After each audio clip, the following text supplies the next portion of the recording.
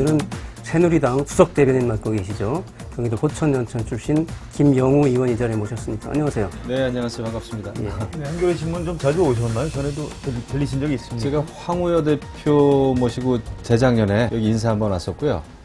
예전에 한겨레신문 그 입사시험 쳤다가 떨어진 적이 있습니다. 아, 그러셨어요? 90 한 2, 3년도 되셨군요. 92, 3년도죠. 그렇죠. 예, 예. 저랑 비슷한 시기에. 예, 예. 수석 대변인하고 뭐 수석 그냥 대변인하고 좀 차이가 있습니까? 우리 당 대변인은 3명입니다. 저 포함해서. 아, 예. 또 원내 대변인이 또 3명이 있는데 제가 이제 재선이라는 이유 때문에 수석자가 붙은 것 같습니다. 자, 일단 국회 상황부터 좀 세월호 특별법 어떻게든 합의하고 또 정기국회 정상화됐으면 좋겠다. 이게 이제 온 국민들의 바람일 텐데요. 국민들께는 너무나 죄송한 일이잖아요. 우리 정치인의 한 사람으로서 지금 정기국회 100일입니다마는 3분의 1이 지나갔어요. 또 5개월째 법안을 하나도 지금 처리를 못하고 있습니다. 국민의 눈높이에서 봤을 때는 이거 도저히 이해가 안 되는 일일 거예요. 이런 상황에 대해서 여야를 떠나서 저는 뭐 국민께 죄송한 마음이고요. 지금 원내대표, 여야 원내대표하고 세월호 유가족 지금 만나고 있습니다. 잘 됐으면 좋겠고, 특히 이제 지금 정의화 의장이 내일 30일 본회의를 소집해 놨는데 이것은 어찌됐든 간에 여야가 다 참여를 했으면 좋겠다 하는 바람입니다. 야당한테 시간을 좀 준 셈이죠.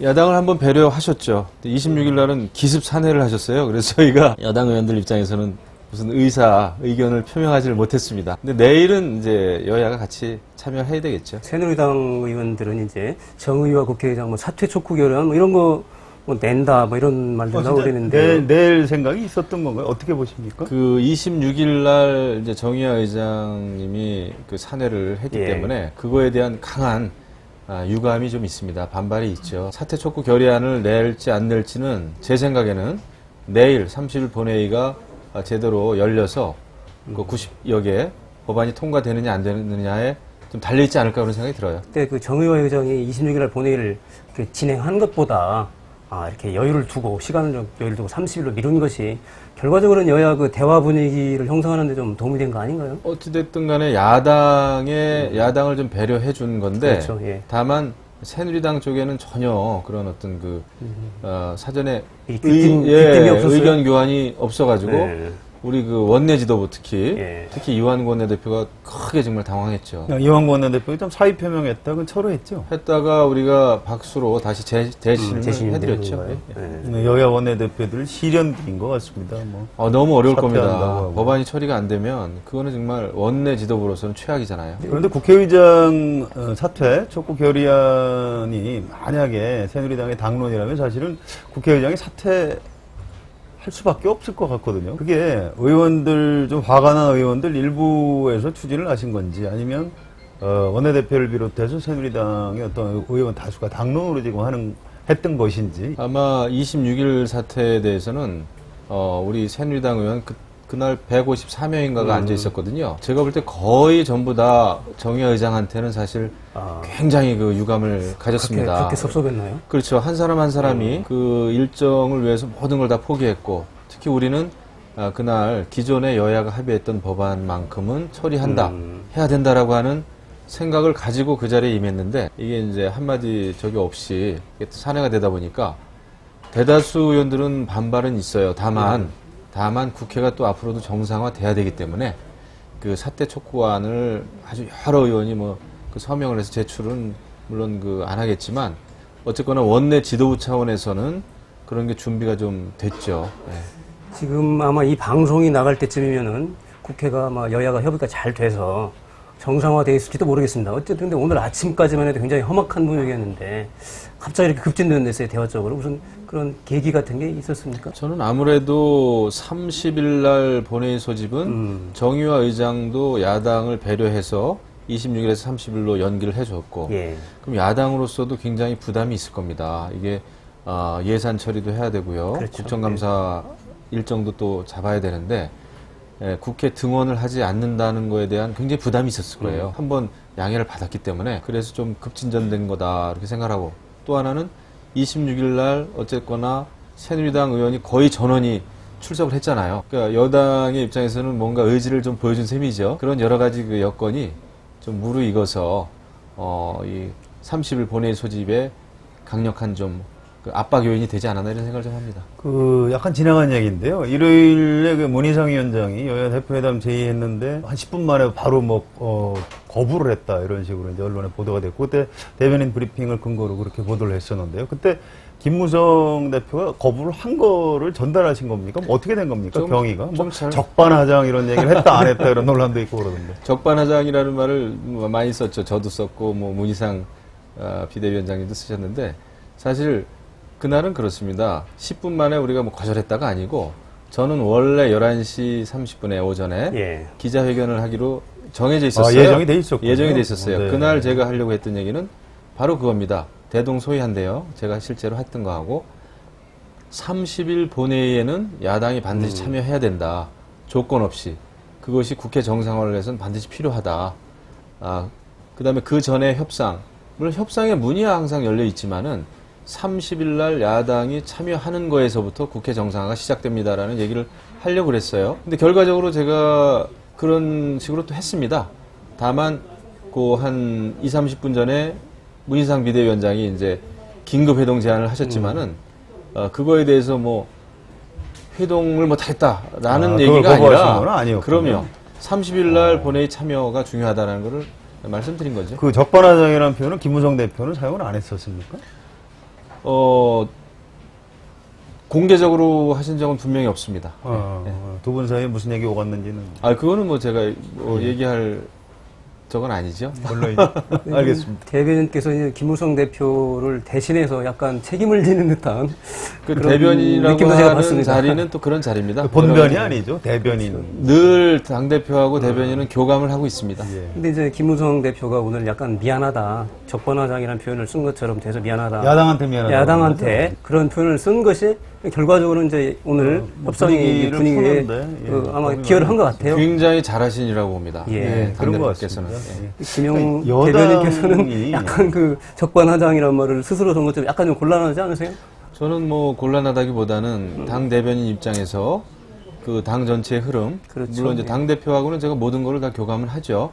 하지만은 이게 정말 협상이 되기 위해서는 또 때로는 역할 분담이 있습니다. 물론 있습니다. 저는 그래서 또 당 대표님이 저를 이해 못하는 것도 아니고 제가 또 당 대표님을 이해 못하는 것도 아니고 그래서 대변인이라고 하는 자리는 아무튼 그런 좀 미묘한 자리죠. 대변인들 많이 뵀는데요. 항상 그 본변인이 아니고 대변인이라는 것 때문에 고생들을 많이 하시더라고요. 그럼요. 또 그거를 또 잘 하는 게 제 직분이기 때문에. 그렇죠. 근데 뭐 인간적인 오해는 전혀 없습니다. 어쨌든 적반하장이 이거 잘 풀었습니다, 문제를. 그런 계기가 된 것 같아요. 그 일반론인데 말이죠. 정치하는 분들이 여당이고 야당이고 좀 서로에 대해서 생각이 다르더라도 좀 이렇게 공존이라고 그럴까요? 상대방을 좀 이해해주고 역지사지 한번 해보고 이렇게 해서 좀 했으면 좋겠는데 특히 정권을 잡고 있는 여당에서 야당보다는 조금 더 그런 양보 내지 아량을 하는 미덕이 좀 필요한 게 아닌가. 굳이 비율로 하자면 6대4, 7대3 정도. 근데 가끔 보면은 여당이 조금 너무 야당 같다 이런 느낌이 좀 들 때가 있거든요. 저도 기본적으로 이제 여당 없는 야당은 없고 야당 없이 또 여당이 잘 될 리가 없습니다. 상생의 논리, 상생의 철학이 중요한데 그렇죠. 그것이 현실에서는 잘 안 되는 것 같아요. 완전히 진영 논리에 갇혀서 내가 옳다, 당신들은 그러다라고 하는 이게 좀 문제입니다. 다만 우리가 그래도 예를 들면 뭐 헌법적 가치 또 자유민주주의 이 기본적인 원리 이런 거는 이제 우리가 지켜야 되는데 그런 면에서도 좀 부딪히는 경우가 많아요. 근데 어쨌거나 저는 야당이 살아야 여당이 산다는 생각을 좀 하고 있습니다. 그런 면에서 또 집권 여당으로서의 책임감이 있고 지킬 건 지키되 양보할 건 또 양보해야 되겠죠. 네.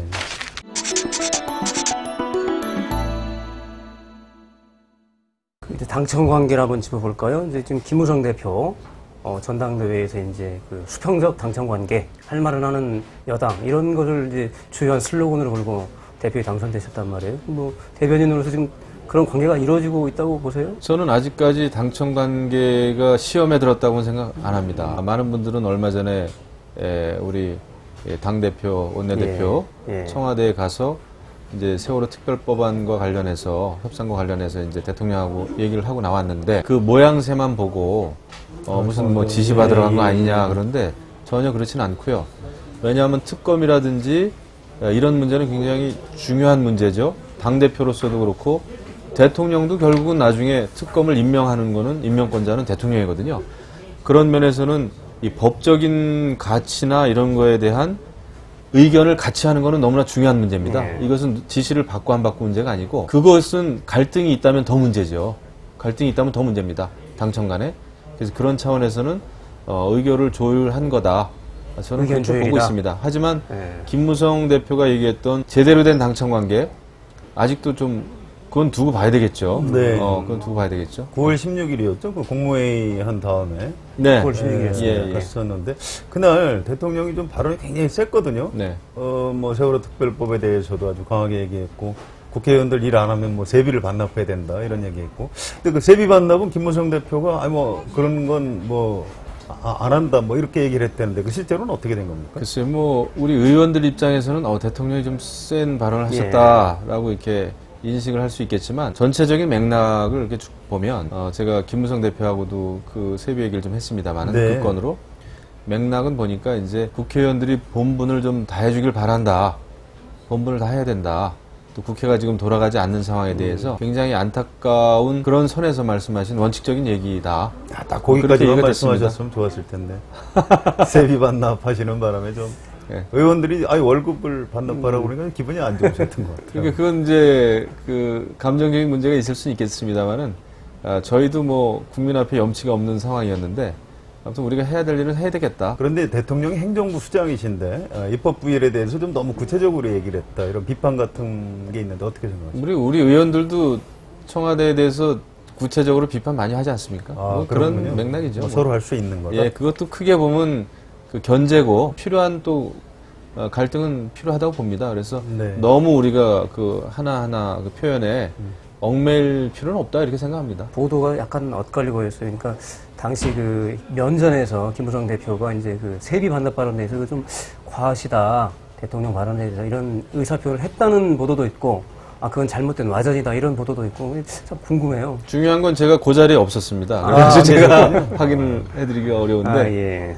김무성 대표 스타일로 할 말은 좀 하는 스타일인 거는 예, 분명해요. 그렇죠. 예. 예, 하지만 어떤 얘기가 실제로 오갔는지는 근데 그날 아무튼 많은 얘기가 오간 걸로 저는 알고 있습니다. 예. 대통령하고 김무성 대표하고 어떤 그 성격이라고 그럴까요? 이런 걸 잘 맞는 것 같습니다. 글쎄요, 성격의 조화는 모르겠습니다만은 저는 두 분이 서로가 서로를 필요로 하는 관계다라고 저는 그러니까 정치적으로 봤을 때.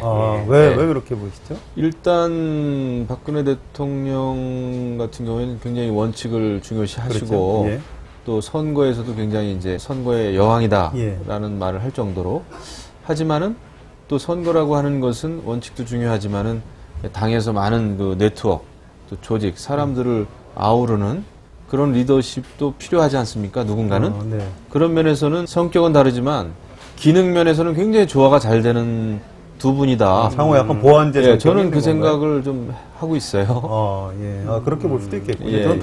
다만 두 분이 너무 달라서 안 맞을 것 같다 이렇게 생각했는데 다르기 때문에 오히려 상호 약간 보완할 수 있다 이렇게 말씀하시니까. 성격 다른 분들이 일을 하는 데 있어서는 더 조화로울 수도 있습니다. 제가 볼 때는요. 네, 예. 그런 면이 있겠군요. 예, 예. 대통령께서 이제 세월호법이라든가 이런 데 이제 상당히 이제 구체적으로 말씀을 하신 것이 가이드라인이냐 아니면 이제 의견 조율이냐 약간 그러니까 이게 돌직구니까 그냥 바로 여쭤볼게요. 가이드라인입니까 아닙니까? 저는 의견의 일치라고 봅니다. 의견 일치다. 예, 가이드라인이라고 하는 것은 한쪽이 다른 쪽에게 한쪽만의 의사를 지시를 해서 따르게 하는 게 가이드인데 그렇죠. 네.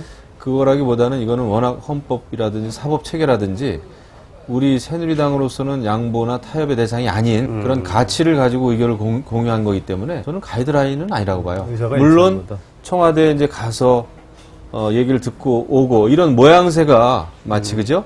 어떤 얘기를 듣고 일방적으로 호출 뭐 이런 오는 것처럼 들립니다만 모양새가 좀 됐죠. 예, 모양새는 좀 그랬습니다만 제가 볼 때 내용적으로는 저는 의견의 일치는 너무나 중요한 거죠.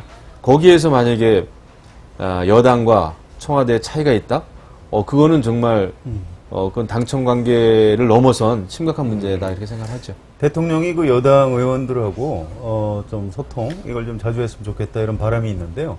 김무성 대표하고 전화 통화 같은 거 자주 하시는 편입니까? 그 점에 대해서 저는 뭐 정확히는 알지 못합니다. 하지만 김무성 대표는 얼마든지 하실 수 있는 분이고, 네. 네, 저는 그렇게 그 생각합니다. 김영호 의원님도 주요 당직자신데 대통령이 전화하고 안 그렇 그 전화 통화 같은 거 하지 않았어요? 저는 예전에 사무부총장일 때 통화를 했는데 네. 지금은 뭐 전화를 잘 안 주시는데 아니 사무부총장보다 수석 대변인이 훨씬 중요한 자리 같은데 좀 전화를 주시고 그랬으면 될 것 같아요. 아, 그러면 좋은데 전화는 안 하지만 그래도 뭐 그 청와대 몇 번 들어간 적은 있죠. 네, 뭐 네. 어디 그 공식적인 자리였습니다만은 뭐 그거 외에는 제가 비공식적으로 들어가는 경우도 있나요? 언론에 보도되지 더러 않는. 아마 있을 겁니다. 아, 왜냐하면 그럼, 이전 정부도 그랬고 이전 뭐 정부 다 그런 게 좀 있었죠. 왜냐하면 또 그런 게 필요하죠. 필요하죠. 예, 예. 네. 예전에 보면 이제 여당하고 여당 지도부하고 그다음에 이제 청와대 정부 지도자들이 이제 약간 비공식 비공개 회동 같은 걸 해서 주요 정책 같은 걸 결정도 하고 의견도 조율하고 그랬는데 요즘에는 그런 게 좀 없는 것 같아요. 당청 그 정책 회의나 이런 건 많이 하고요. 저도 그 당청 회의할 때 들어갑니다. 예. 예, 들어갑니다만은 공식 회의 말고 뭐 6인 회의 뭐 7인 회의 뭐 이렇게 해서 뭐 비서실장 그다음에 대표 예, 뭐 그런 기구들이 있어서 이제 그런 있는데 우리가 모르고 뭐 있는 6인회의, 거니까요. 4인회의 이런 거는 뭐 공식적으로는 없겠습니다만은 예. 저는 그 사람 사는 세상이기 때문에 어떤 식으로든 필요하죠. 간에 예, 예. 돌아가고 있다고 봅니다. 뭔가 있는데 우리가 아니, 모르고 저는 있는 뭐 거죠. 제가 알고 얘기하는 건 아니고 아니, 보면 이제 김기춘 청와대 비서실장 예. 상당히 이제 실세로 알려져 있고요. 그다음에 김무성 당대표 여러 가지로 보면 약간 껄끄러운 그런 게 좀 엿보였어요. 간혹하다가 지금은 어떻습니까? 전화도 자주 하시고 그렇습니까? 그 제가 볼 때는 두 분은 또 부산 출신이시고 뭐 오랜 인연이 있는 걸로 알고 있죠. 그렇기 때문에 껄끄럽더라도 설사 껄끄럽더라도 여러 가지를 의논하실 수 있는 분이고요. 통화는 하십니다. 아, 예, 그렇구나. 제가 하세요? 전에 듣기에도 네. 그거조차 뭐 안 하면 뭐 안 되죠. 그럼 그래서 당청 관계가 삐걱대고 있다고 봐야죠. 그렇죠. 안 되면 안 되고 전화 통화조차 안 된다면. 그리고 의견이 다르시더라도 저는 그 예. 자연스럽게 봐요. 당을 이끌어가는 분하고 또 BH에서 비서실장을 하는 분하고 뭐 항상 의견이 같다면은 그거야말로 당청 관계 굉장히 이상한 거죠. 네. 예, 그래서 의견이 다르고 또 때로는 뭐 불만이나 아쉬운 점을 서로 얘기하고 저는 그건 굉장히 건강한 당청 관계다 생각을 합니다.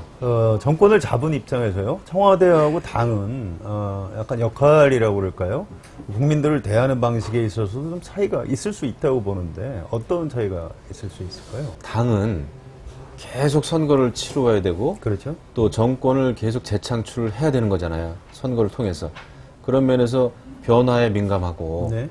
국민의 여론에 민감하죠. 반대로 청와대 입장에서는 대통령 입장에서는 또 대통령이 되고 나서 반드시 실천해야 될 국정 과제가 있을 겁니다. 네. 그런 과제라고 선거의 유불리를 떠나서 그렇죠. 국가의 미래를 위해서. 그렇죠. 아, 선거와 달리 국정 운영을 해야 되는 것이고 그렇죠. 또 공약으로 내걸었던 많은 점을 실천을 해야 되기 때문에 그 점에서 기능적으로 좀 불편할 수는 있죠. 이 당은 또 선거를 치러야 되고 그렇죠. 당의 구성원 선거도 있지만은 정권 재창출을 또 해야 되는 입장인데 청와대는 이제 해야 되는 실천해야 되는 과업이 따로 있는 것이죠. 그런 면에서 조금 모든 이슈를 바라보는 데 있어서 시각의 차이는 있을 수 있다고 봅니다. 그러니까 그 부분이 이제 중요한 것 같아요. 네. 저는 노무현 정부에서 당하고 청와대하고 그 부분 조율이 잘못됐기 때문에 여러 가지 그 비판을 많이 받았고 네. 정권도 놓쳤다고 보고요. 그래서 앞으로 새누리당이 이제 정권을 혹시 다시 잡으려면 당청 관계가 굉장히 좀 정리를 잘 하셔야 될 것 같아요. 그렇습니다. 그래서 당과 그 청와대는 기능은 다르지만 완전히 다른 건 아니죠. 어차피 국민을 위해서 봉사해야 되는 그렇죠. 그 정치 집단인데 그 갈등을 잘 풀어야 되고 잘 이제 조화를 이루는 게 중요하겠죠. 지혜롭게. 예. 29일이죠. 오늘 새누리당 보수혁신위원회든가요? 보수혁신특별위원회죠. 네. 그 정식 출범했어요. 지금 김 의원께서도 거기 특위위원을 맡고 계시죠? 위원입니다. 궁금한 게 보수와 혁신 이게 반대되는 개념 아닌가요? 네. 보수하면서 혁신할 수 있습니까? 그래서 어려운 건데 예. 그럼에도 불구하고 이것을 같이 한 이유가 보수가 혁신하지 않으면 건강한 보수, 진정한 보수로서 살아남지 못하기 때문에 예. 이 보수를 혁신해야 된다. 그게 이제 김무성 대표의 뜻이고요. 또 김문수 예. 위원장이시죠. 오늘도 첫 회의를 했습니다만 지금 3시간 반 동안 이제 회의를 하고 왔어요. 3시간 반을. 예. 굉장히 오래 하셨네요. 한 번 뭐 쉬는 시간 없이 3시간 반을 이제 꼬박 했는데 첫 상견례 자리인데 예. 네. 보수는 변하지 않는 게 보수가 아니라 지키려고 하는 가치를 제대로 지키기 위해서 그렇죠. 그걸 위해서라도 변하지 않으면 안 되거든요. 오늘도 김무성 대표의 일성이 우리는 살아남기 위해서 변해야 된다. 이런 표현을 썼습니다. 생존을 위한 혁신. 예, 살아남기 위해서라도 변해야 된다. 자, 새누리당이 그렇게 어렵습니까? 지금 생존이 어려울 정도로 뭐 지지율도 높고. 근데 저는 국회도 뭐. 그럼 이렇게 예. 질문을 좀 바꿔서 해보겠습니다. 이제 일종의 돌직구 질문인데요. 다음 정권, 다음 대선에서 새누리당이 이길 수 있습니까? 없습니까? 김무성 대표는 오늘 그대로 얘기를 했어요. 이대로 가면 안 된다. 왜 안 된다고 보시는 거죠? 그거는 이제 그런 여러 가지 상황이 있겠죠. 야당은 지금 지지율은 낮지만 지지율이 낮기 때문에 이 상황을 돌파하기 위해서 굉장히 환골탈퇴 노력을 할 거란 말이죠. 네, 그렇죠. 그런데 이제 우리 새누리당은 집권 여당으로서 지금 편하고 지금 야당에 비해서 상대적으로 지지율 높다고 가만히 있으면 당한다 이거죠. 뒤통수 맞는다 이거죠. 네. 그래서 이런 때에 우리가 혁신해야 된다. 보수혁신위원회를 그래서 만든 거고. 네네. 어떤 모습을 가장 혁신해야 되는 거예요? 지금 새누리당 모습 중에서? 많을 거예요. 또 우리 혁신위원 중에는 외부에서 오신 분들이 또 계세요.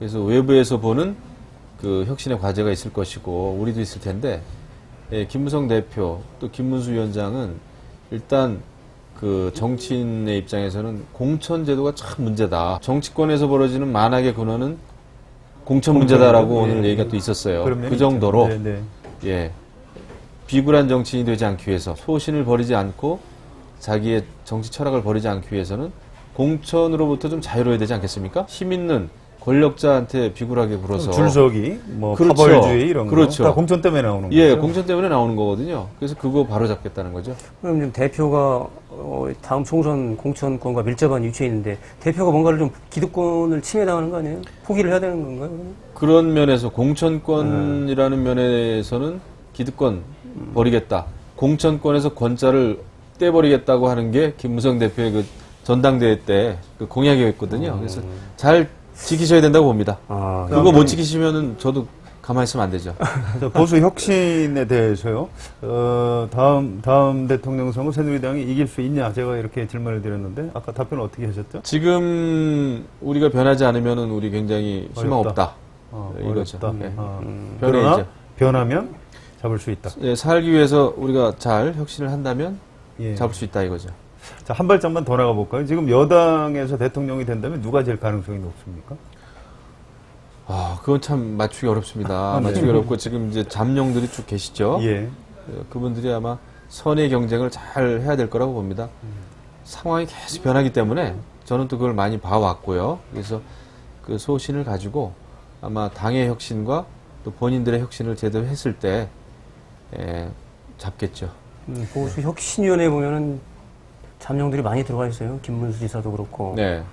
또 그다음에 원희룡. 네, 오늘 원희룡 지사 다녀갔고요. 그렇죠. 홍준표 지사는 어떻습니까? 홍준표 지사도 뭐 자문위원인가요? 자문위원입니다. 자문위원장이죠. 뭐 네. 잠룡들의 집합소처럼 돼가지고 더 주목받는 측면도 있긴 있는 것 같아요. 예, 뭐 그분들이 이제 막 아주 이 당을 또 혁신위원회를 드라마틱하게 만들어가야 된다고 봅니다. 김영호 의원님 소속해 있는 의원들 모임 중에 아침소리라고 있죠. 네. 저는 이제 김영호 의원님하고 거기 이제 소속된 분들이 되게 좀 합리적인 보수 분들이 좀 많은 걸로 저는 알고 있었는데 또 꼭 좀 그렇지도 않은 흔적들이 조금 있어요. 그래서 이제 질문을 드리는 건데요. 세월호 가족 대책위원회가 너무 좌파를 대변하는 걸로 국민들한테 비친다. 그러니까 해산하라. 이런 요구를 이제 하태경 의원이 했거든요. 오늘 아침에 회의를 하면서 그런 얘기를 했다고 보도가 됐던데 그때 같이 계셨습니까? 네, 있었습니다. 회원들 전체의 의견이었던 거예요. 저런 면에서는 공감이 있었어요. 그러니까 지금 세월호 유가족들이 여러 가지 뭐 이제 대리기사 폭행이라든지 아니면은 이제 또 일반 그 희생자 유가족도 있고 이런데 그 세월호 유가족이 굉장히 좀 너무 정치화됐다라고 하는 데는 좀 공감이 있더라고요. 뭐 그건 뭐 지적은 할 수 예, 있는데요. 그리고 좌파를 대변한다든가 뭐 해산을 해야 된다. 이건 좀 너무 많이 나간 거 아닌가요? 그렇죠. 이제 처방에 있어서는 조금 다를 수가 있는데 우리가 뭐 합의된 결론은 아니었습니다. 그건 아니었지만 네. 상당히 그 점점 시간이 갈수록 정치화되고 있는 세월호 유가족의 그 강경한 모습에는 좀 실망이 있는 거는 사실인 것 같아요. 그리고 폭행 사건에서 새정치민주연합의 김현 의원이 네. 지금 연루가 되었고 형사 고소를 당한 그런 상태죠. 그런데 그분이 이제 그 비례대표 국회의원인데 하태경 의원이 이제 비례대표를 추천한 사람도 좀 책임을 져야 된다 이런 얘기를 했거든요. 김현 의원을 뭐 법적으로 또 도덕적으로 비판을 할 수 있는데 지금 그럼 새누리당 비례대표들은 다 그렇게 직능대표로 완벽한 사람들인가? 이게 이제 우리 하 의원 입장에서는 이번에 이제 김현 의원의 그 대리기사 폭행 사건에 쭉 그 전체적인 과정을 보면서 실망을 좀 많이 했죠. 그리고 저 같은 경우도 뭐 실망을 좀 했죠. 그 사건만을 놓고 봤을 때. 물론이죠. 아니, 예. 뭐 저도 예. 실망했습니다. 예. 김현 의원한테. 그리고 아마 이제 앞으로 아무튼 이 사건만 보고 어떤 비례대표를 임명하게 된 그 순번을 정하게 된 이거 전 과정을 뭐 우리가 문제 삼을 수는 없는 것이고요. 다만 아마 요 단일한 사건 때문에 실망을 좀 많이 한 것 같아요. 좀 너무 화를 좀 지나치게 좀 처방 같은 걸 너무 과하게 내놓으면 또 역풍이 있을 수 있거든요. 감정적으로 나간 게 아닌가. 하태경 의원이 좀 다혈질이신가요? 근데 제가 뭐 하 의원에 대해서 이 자리에서 이제 저희 언급하긴 좀 어렵고요. 제가 예, 아주 예. 가까운 의원인데 아, 그러시군요. 그 네. 친구 그 하 의원은 굉장히 열정적이죠. 열정적이고 네. 열심히 살아왔고 특히 뭐 북한 이탈 주민의 그 권리라든지 북한 민주화 이런 면에서는 굉장히 아주 열심히 그렇죠. 살아왔죠. 네, 그런 부분에서. 예. 나중에 기회 되면 하태경 의원 이 자리에 한번 모시는 것도 한 방법이 있습니다. 저는 추천합니다. 네, 뭐 언젠가만 모셔야 되겠습니다. 자, 기자를 하다가 정치를 하시는 걸로 알고 있는데 YTN에서 네, 기자 생활하셨죠. 주로 기자는 어느 분야에서 일하셨습니까? YTN에서는 제가 뉴스 총괄부라고 하는 데서도 있었고 편집부죠. 아, 신문사 편집부 같은 예, 거네요. 그다음에 사회부 있었고 네. 문화부 있었고 그다음에 기동 취재부 뭐 현장 돌아다니는 뭐 네. 그런 부서들이 있었습니다. 기자가 별로 마음에 안 드셨던 모양이죠. 정치하신 거 보면. 기자가 굉장히 힘든 직종입니다. 그런가요? 그래서 성격적으로 저는 조금 안 맞는 것 같아요. 왜요? 제가 이 터프한 구석이 조금 부족해서 그런지 기자 너무 아니, 힘들고 온순한 기자들 많이 있는데. 그리고 스트레스가 정말 대단합니다. 저는 기자들 존경합니다. 제가- 매일매일 그 기사 데드라인 지켜야 되고 그런데 이제 당 대변인도 굉장히 힘들잖아요. 기자보다는 대변인이 더 힘들지 않습니까? 지금 보니까 제가 팔자가 또 기자 팔자인지 대변인이 기자 생활하고 비슷해요. 비슷하죠. 아침에 비슷하죠. 당대표하고 전화해서 보고하죠. 또 오늘 무슨 논평을 써야 될 건지 논평거리 찾아야 되죠. 신문 뭐 다른 뉴스 다 봐야 되죠. 또 언론인들하고 통화 계속 해야 되죠. 그러네요. 네. 당내 상황 돌아다니는 거 취재해야 되죠. 잘못하면 물 먹죠. 기자한테 물 먹습니다. 아, 그럴 수 있죠. 예, 그럴 수 기자는 아는데 있습니다. 우리가 네, 모르면 그럴 수 있죠. 그러니까 거의 기자하고 흡사해요. 언론계에서 탈출하셨는데 다시 언론계로 들어오신 예, 그런 이게 아주 모양이네요. 그게 힘듭니다. 자, 기자 출신 정치인들이 많이 있는데요. 어떻습니까? 기자 출신 정치인들의 어떤 장점 또는 단점 뭐 이런 게 좀 있을 수 있을까요? 장점은 그건 것 같아요. 우리가 그래도 사건이나 사고가 딱 발생하면 우리 언론인들은 객관적으로 보려고 노력하지 않습니까? 그렇죠. 네. 노력하죠. 예, 근데 정치인도 그게 좀 필요한 것 같아요. 일은 열심히 해야 되지만 모든 사안에 이렇게 딱 매몰되지 않고 일단 한 발 떨어져서 생각해야 거리를 두고 조금 더 생각한다. 많이 생각할 수 있는 것 같아요. 예. 해결책도 찾고 그거는 기자 했던 경험이 도움이 되는 것 같습니다. 아, 그렇군요. 정치에 입문하게 된 계기가 이명박 전 대통령과 어떤 특수한 관계가 있다 이렇게 제가 기억이 나는데 무슨 뭐 인연이 있습니까? 최근에 또 이 대통령 뭐 뵌 적도 있어요?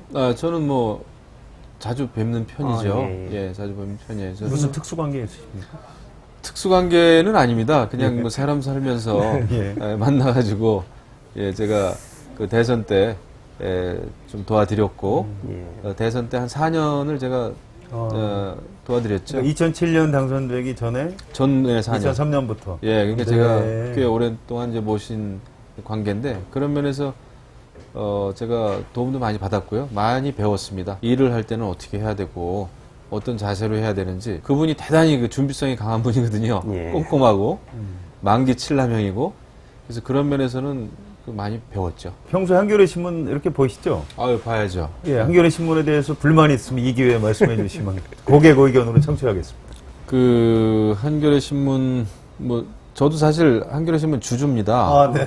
그 기록에 남아 있는지 모르겠습니다만 기억에 남아 있습니다. 제 동판에. 저는 한겨레 신문이 됐든 다른 언론이 됐든 모든 언론은 다 중요하다고 보고요.